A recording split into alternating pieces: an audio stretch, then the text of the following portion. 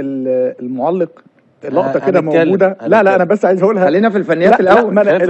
لا بس عشان هي في السياق بتاع امام عاشور.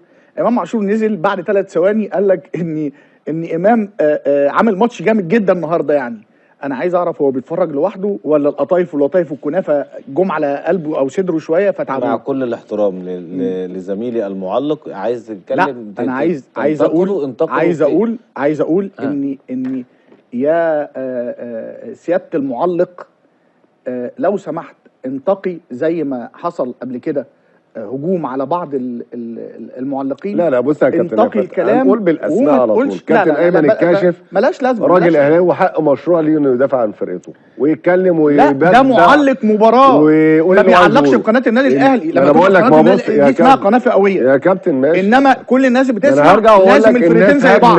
ما ينفعش لعيب يمسك كوره كلمه اتقالت. ايوه ما ينفعش لعيب يمسك كوره يا ولد يا والاستلام والقطايف واللطايف، واللعيب الثاني يدي لعيب كوبري والامور تعدي عادي ولا رقص ولا ملوش دعوه باي حاجه خالص. كانت حلوه الحاتم بطيشه لما قال لك اللي يقول لك شيكابالا انتهى، قول له ده عندها دلوقتي ايمن الكاشف اللطايف والعطايف والحلوات وقفت في زوركم. مضحكين قوي.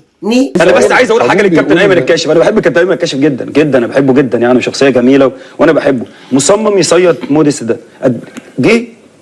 انا كابتن ايمن الكاشف انا بحبه جدا.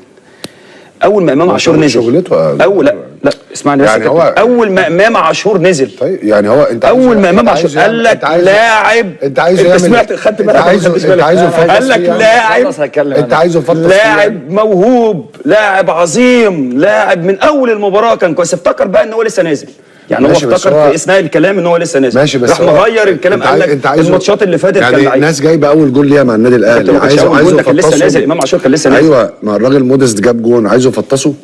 كابتن طبيعي ان هو كابتن مش يفطسه. الاشاده بلعيبه النادي الاهلي اوفر قوي. يعني لاعب يعمل باص يا سلام، انا يعمل شوطه يا سلام.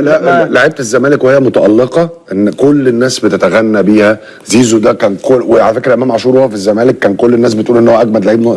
لازم يا كابتن يدوا حق للناس الثانيه، يدوا للفرقه الثانيه. عيد ست كولر والجمهور واللعيبه وامام عاشور واللي بيعملوا مودست والاهداف والليله وقفشتوا في ايمن الكاشف.